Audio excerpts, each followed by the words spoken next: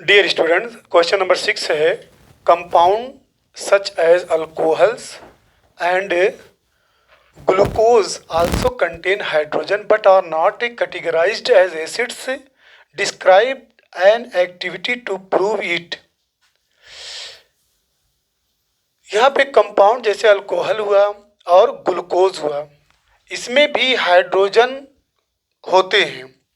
ठीक है, compound alcohol में भी और ग्लूकोज में भी हाइड्रोजन पाए जाते हैं बट आर नॉट कैटेगराइज, लेकिन इनकी कैटेगरी एसिड के तौर पे नहीं की गई है, इनको एसिड नहीं कहा जाता है। तो एक एक्टिविटी को डिस्क्राइब करके इसे प्रूव करिए। ठीक है, तो यहाँ पे आप एक्टिविटी में देखिए, पहले तो इसका आंसर समझ लीजिए। आंसर इसका ये है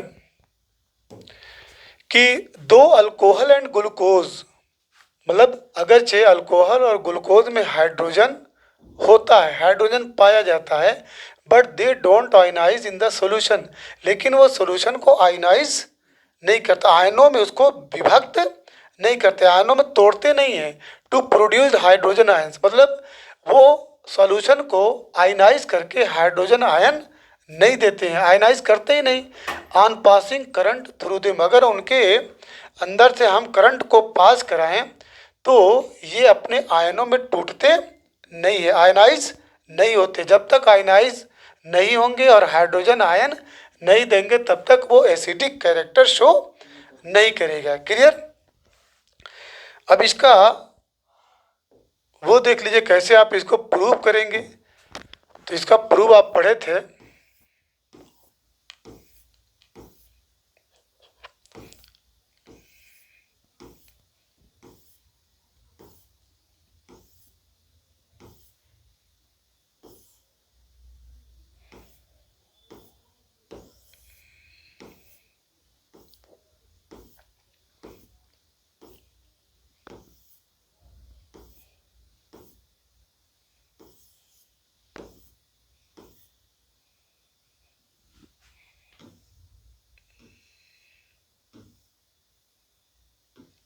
वो बल्ब वाला नहीं था जो,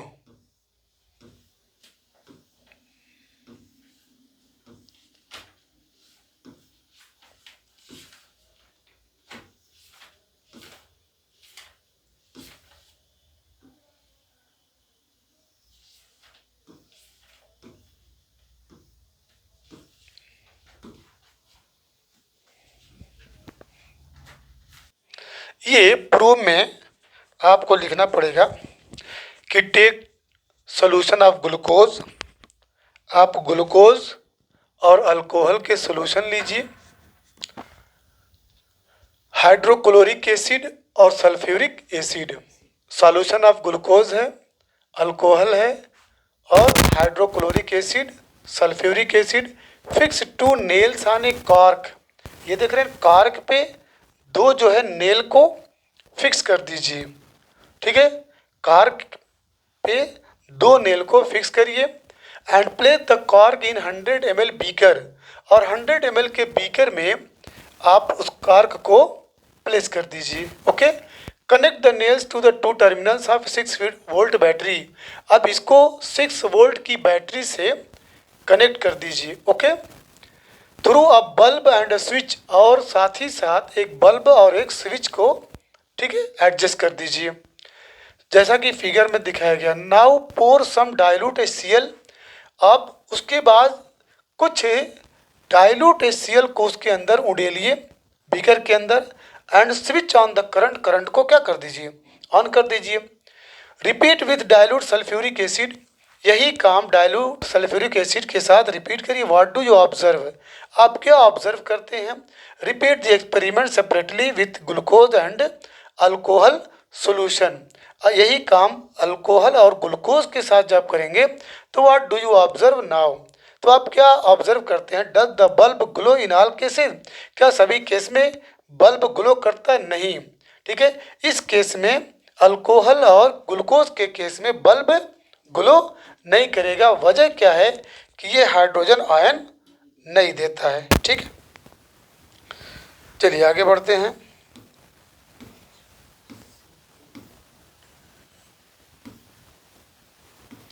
question number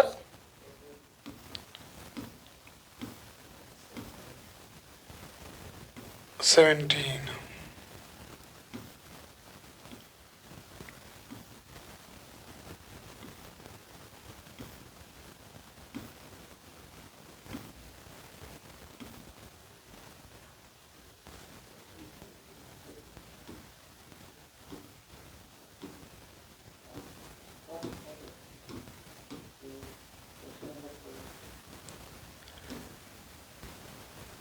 question number 7। Why does distilled water not conduct electricity whereas rain water does? ये वेरी वेरी इंपॉर्टेंट है कि डिस्टिल वाटर जो है वो कंडक्ट क्यों नहीं करता इलेक्ट्रिसिटी को, जबकि रेन वाटर जो है इलेक्ट्रिसिटी को कंडक्ट करता है। मतलब जो डिस्टिल वाटर है उसमें इलेक्ट्रिसिटी प्रवाहित नहीं हो पाती, जबकि रेन वाटर के अंदर इलेक्ट्रिसिटी हो जाती है। तो इसका आंसर है क्वेश्चन नंबर 7 में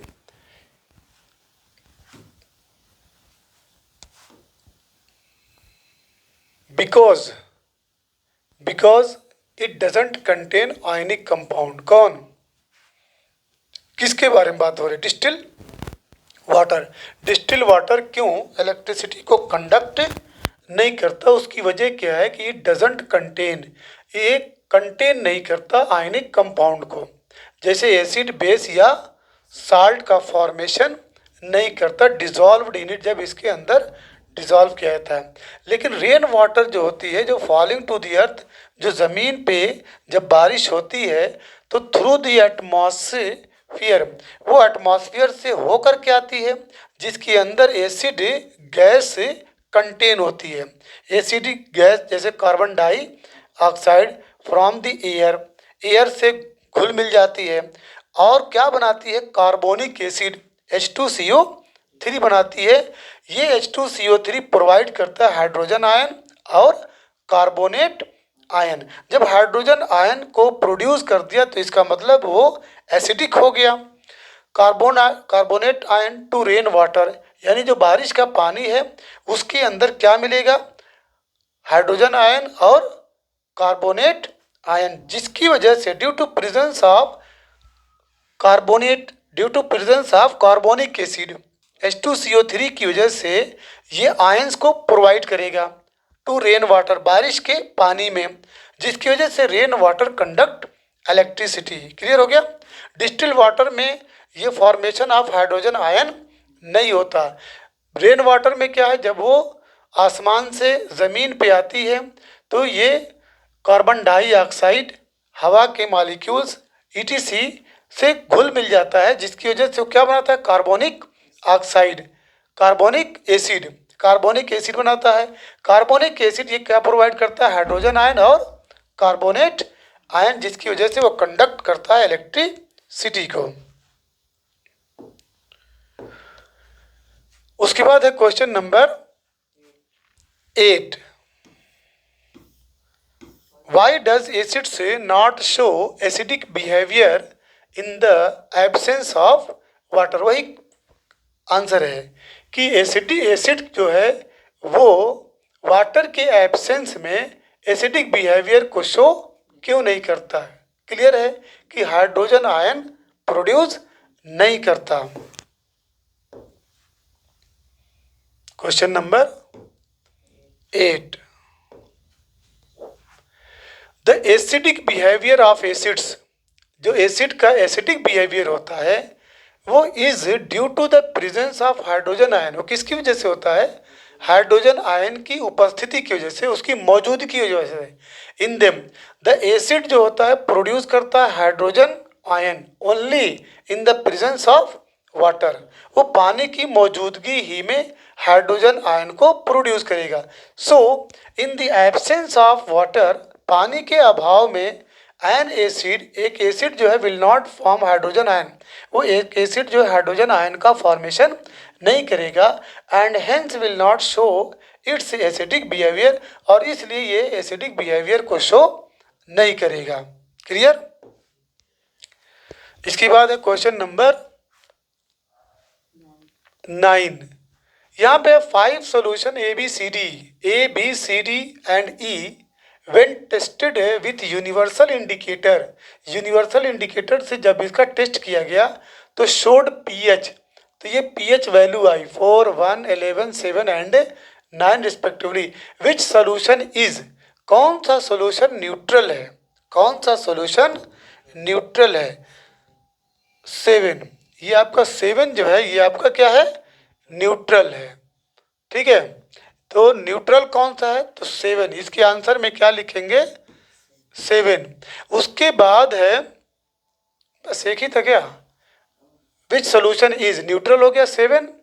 स्ट्रांगली एल्कलाइन, कौन जो है सबसे ज़्यादा, ठीक है, एल्कलाइन है, स्ट्रांग। तो आपको मालूम है कि 7 से जब राइट पे जाएंगे 8, 9, 10, 11 etc, वो क्या होगा आपका, स्ट्रांगली एल्कलाइन है।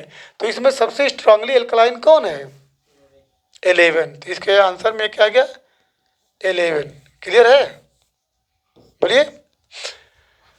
उसके बाद है स्ट्रांगली एसिडिक, एसिडिक कौन है, जल्दी बताइए। ये हो गया 1, ये स्ट्रांगली एसिड। उसके बाद वीकली एसिडिक, वीकली 7 से कम, 7 से जो जस्ट कम है वो कौन है, 4 है। तो यहाँ पे क्या लिखेंगे, 4। वीकली एल्कलाइन, वीकली एल्कलाइन में क्या लिखेंगे, बोलिए, 9। इधर देखो ना, इधर नंबर, इधर ये तो खुद ही दिया है, 4 है, 1 है, 11 है, 7 है, 9 है। तो 7 न्यूट्रल हो गया। 7 से जो सबसे कम, ठीक है, वो आपका 1 है, वो स्ट्रांगली जो है एसिडिक है। ओके, और 7 के बाद जब उधर जाएंगे 11, 11 आपका क्या, स्ट्रांगली एल्कलाइन है। वीकली एसिडिक में आपका 4 है, वीकली एल्कलाइन में आपका 9 है। क्लियर। अब arrange the pH in increasing order of hydrogen ion concentration. अब कह रहा है कि इनका जो पीएच जो है अरेंज करिए, increasing order of hydrogen ion concentration का जो इंक्रीजिंग ऑर्डर है वो जो है अरेंज कर दीजिए। तो जाहिर सी बात है, सबसे पीएच एसिडिक सबसे कम बताइए कौन सा है, 1 सबसे कम है, इंक्रीजिंग में है। 1 तो सबसे स्ट्रांग है एसिड।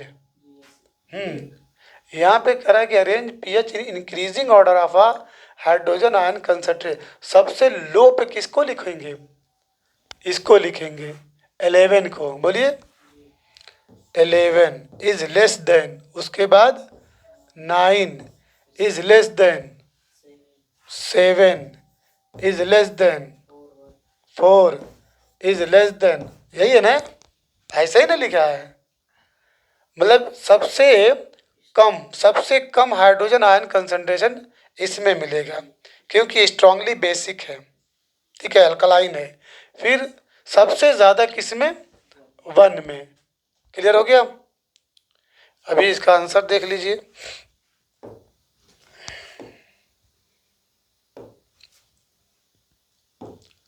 क्वेश्चन नंबर 11 है, less than 9 is less than 7 is less than 4 is less than 1, that is C point, वो less than E, less than D, less than A, less than B. यानी B सबसे ज़्यादा, B एक ऐसा acid है सबसे ज़्यादा उसमें हाइड्रोजन आयन मिलेगा, और सी में कम, बी में सबसे ज़्यादा। समझ में आया। बी में सबसे कम था, स्ट्रांगली एल्कलाइन है, स्ट्रांगली एसिडिक है, वो सबसे लास्ट में था।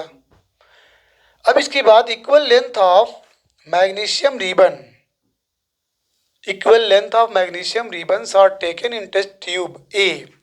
2 टेस्ट ट्यूब है, एक ए है और एक बी है, जिसमें जो है मैग्नीशियम रिबन के बराबर लंबाई के टुकड़ों को लिया जाता है। Hydrochloric acid HCl is added to test tube A. Test tube A में हाइड्रोक्लोरिक एसिड डाला जाता है और टेस्ट ट्यूब बी में आपका एसिटिक एसिड ऐड किया जाता है टेस्ट करने के लिए, ठीक है। Amount and concentration taken for both the acids are same, दोनों में जो अमाउंट और कंसंट्रेशन है क्या है, सेम है।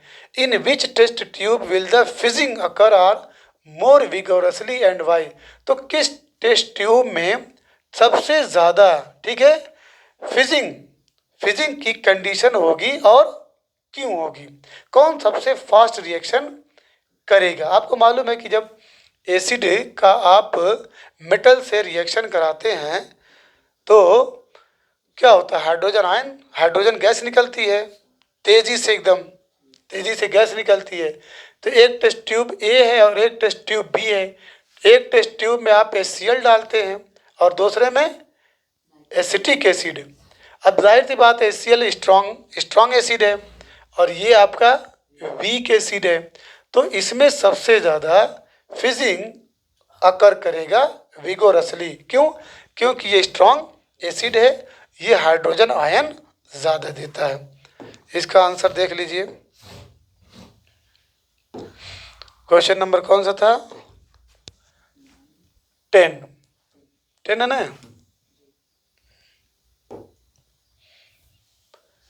इन ए, जो टेस्ट ट्यूब ए है, HCl is a strong acid. HCl क्या आपका स्ट्रॉन्ग एसिड है, वेयर एज CH3COOH जो एसिटिक एसिड है वो आपका वीक एसिड है। तो बीइंग स्ट्रॉन्ग एसिड, यानी स्ट्रॉन्ग एसिड की वजह से जो HCl सॉल्यूशन है वो contains hydrogen ion, in it अपने अंदर हाइड्रोजन आयन रखता है, जिसकी वजह से the fizzing will occur more vigorously in A, यानी टेस्ट ट्यूब ए में जिसमें HCl डाला जा रहा है उसके अंदर रिएक्शन बहुत ही तेज़ी से होगा। उसके बाद the fizzing is due to the evolution of H2 gas which is formed by the action of acid on the magnesium metal and magnesium ribbon. जो फिजिंग है वो किसकी वजह से हो रहा है? इवोल्यूशन ऑफ हाइड्रोजन गैस की वजह से हो रहा है, जो बनता है किसकी वजह से? एसिड का रिएक्शन जब मेटल के साथ होता है, मेटल, ये मैग्नीशियम रिबन क्या है? मैग्नीशियम रिबन, मैग्नीशियम मेटल के साथ जब रिएक्शन होता है तो बहुत फास्ट रिएक्शन होता है और इसमें से हाइड्रोजन गैस निकलती है। क्लियर? अगला है question number 11। Fresh milk has a pH of 6। जो शुद्ध दूध है, फ्रेश जो मिल्क है उसका जो pH क्या है? 6 है। How do you think the pH will change? आप कैसे सोचते हैं कि pH बदलेगा जब इट टर्न्स इनटू कर्ड, जब दूध से दही बनेगा तो इसके pH के बारे में क्या चेंजेस होंगे, उसको आप कैसा समझते हैं? एक्सप्लेन योर आंसर, अपने आंसर का एक्सप्लेन करिए। चलिए, तो यहाँ पे pH ऑफ मिल्क, दो दूध का pH है, जब वो 6 से कम होगा, 6 से कम हो जाएगा कब? जब वो टर्न करेगा, बदलेगा दूध से दही में, ठीक है। मिल्क से जब दही बनेगा, दही क्या होती है? खट्टी होती है, दही आपकी एसिड है, ठीक है। और जब 7 से आप डाउन पे जाएंगे, 6 जाएंगे, 5 जाएंगे, 4 जाएंगे, 3 जाएंगे, वो एसिडिक कैरेक्टर बढ़ता जाएगा। तो जैसे pH, मिल्क का pH 6 से बिलो होगा, 6 से कम होगा, तो ये दूध से दही में कन्वर्ट हो जाएगा due to the formation of lactic acid. किसकी वजह से? लैक्टिक एसिड की वजह से। And it reduces its pH value, और ये लैक्टिक एसिड जो एसिड होता है उसके pH की वैल्यू को क्या कर देता है? घटा देता है। पहले 6 था, अब क्या हो जाएगा? डाउन हो जाएगा, 5 हो जाएगा, 4 हो जाएगा। क्लियर? समझ में आया? तो जब एसिड की तरफ कोई चीज़ सॉल्यूशन बढ़ेगा तो उसका pH वैल्यू घटता चला जाएगा। Question number 12। A milkman adds a very small amount of baking soda to fresh milk. एक मिल्कमैन है जो थोड़ी सी मात्रा किसकी? बेकिंग सोडा का फ्रेश मिल्क के अंदर ऐड करता है। Why does he shift the pH of the fresh milk from 6 to slightly alkaline. तो वो क्यों जो है फ्रेश मिल्क के जो पीएच है वो शिफ्ट करता है 6 से अल्कलाइन की तरफ। हल्का अल्कलाइन क्यों उसको बनाता है? अल्कलाइन का मतलब 6, 7 न्यूट्रल है, 7 के बाद 8 वो सब अल्कलाइन वाली सिचुएशन है। Why does this milk take a long time to set as curd? क्यों ये दूध जो है, ये दूध क्यों लॉन्ग टाइम, क्यों वक्त ज़्यादा लेता है दूध से दही बनने में? क्लियर? चलिए क्वेश्चन नंबर कौन सा था? 12। Milk is made slightly alkaline. Milk को क्या बनाया जाता है? हल्का सा एल्कलाइन, इसको हल्का सा क्षारी बनाया जाता है। सो दैट, इसलिए कि it may not get sour easily, ताकि ये आसानी से खट्टा न हो जाए। Due to the formation of lactic acid, मतलब लैक्टिक एसिड के फॉर्मेशन की वजह से, ये लैक्टिक एसिड का फार्मूला C3H6O3, मतलब इसको एल्कलाइन इसलिए बनाया जाता है कि ये आसानी से क्या खट्टा न हो, बहुत दिन तक, ठीक है, ये स्वादिष्ट बना रहे, मीठा बना रहे। तो इसको लैक्टिक एसिड का फॉर्मेशन न होने पाए, ठीक है, जिसकी वजह से थोड़ा सा इसको क्या बनाया था? एल्कलाइन। तो बिकॉज द जो लैक्टिक एसिड है being formed has to first neutralise the alkaline present in it. तो सबसे पहले ये लैक्टिक एसिड जो बन गया है इसको पहले न्यूट्रलाइज करना पड़ता है एल्कलाइन को, एल्कली कंडीशन को जो उसके अंदर मौजूद है। क्लियर? चलिए question number 13। Plaster of Paris should be stored in moisture proof container, explain why. मतलब प्लास्टर ऑफ पेरिस से जिसका फार्मूला क्या है? CaSO4 × ½ यही है ना? तो प्लास्टर ऑफ पेरिस को क्यों जो है मॉइस्चर प्रूफ कंटेनर, एक ऐसे बर्तन में जिसमें हवा, पानी या नमी से सुरक्षित रखा जा सके, क्यों ऐसे बर्तन में रखा जाता है? क्यों? क्लियर? चलिए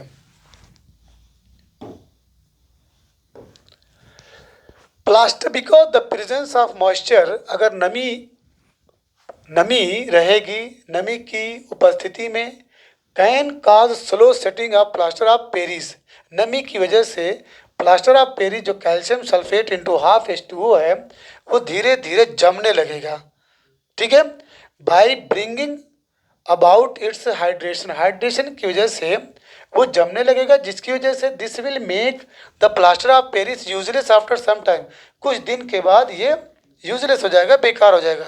जैसे सीमेंट अगर आप उसको हवा में खुले में रख देंगे तो धीरे धीरे पत्थर के फॉर्म में कन्वर्ट होने लगेगा। This is the same reason with plaster of Paris. देखो ये फार्मूला सही है ना, CaSO4 × H2O। चलिए अब क्वेश्चन नंबर 14 है। 14 है what is neutralisation reaction, give 2 examples. Neutralisation reaction किसको कहते हैं? इसके 2 एग्जाम्पल दीजिए। अब तो मालूम है कि एसिड और बेस का जब रिएक्शन कराते हैं, ठीक है, the reaction between an acid and a base to form salt and water, मतलब एसिड और बेस का जो आपस में रिएक्शन होता है, ठीक है, ये क्या बनाता है? साल्ट और वाटर। इसी को न्यूट्रलाइजेशन रिएक्शन कहते हैं। जैसे sodium hydroxide plus hydrochloric acid, जब इसका रिएक्शन कराएं तो सोडियम क्लोराइड मिला और वाटर मिला, ये आपका साल्ट है, ये आपका वाटर है। ये न्यूट्रलाइजेशन रिएक्शन का एक एग्जाम्पल है। क्यों? क्योंकि इसमें एसिड और बेस आपस में रिएक्ट कर रहे हैं। दूसरा एग्जाम्पल है ये एसिटिक एसिड है, CH3COOH प्लस ये सोडियम हाइड्रोक्साइड है, ठीक है, एक एसिड है और एक बेस है। जब इन दोनों का रिएक्शन कराएंगे तो सोडियम एसीटेट बना और वाटर बना, ये आपका साल्ट है। क्लियर? लास्ट क्वेश्चन है, give 2 important uses of washing soda. Give 2 important uses of washing soda and baking soda. Washing soda और बेकिंग सोडा के 2 अहम प्रयोग बताएं।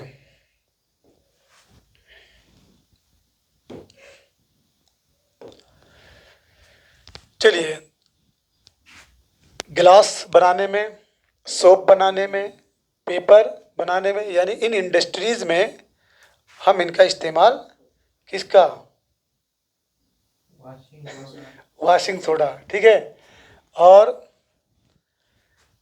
Removing permanent hardness of water, water की जो परमानेंट हार्डनेस होती है उसको भी रिमूव करने में। As an antacid in medicine, मतलब एक एंटासिड के तौर पे, ठीक है, मेडिसिन में इसका इस्तेमाल होता है ताकि पेट के अंदर जो एसिडिटी अगर हो गई है तो उसे रिमूव किया जा सके। Baking powder is used in making cakes, bread, baking powder का इस्तेमाल किस में किया जाता है, केक को बनाने में और ब्रेड को बनाने में। क्लियर। तो ये आपका second chapter has been finished. कल से हम लोग शुरू करेंगे तीसरा chapter, metals and non metals.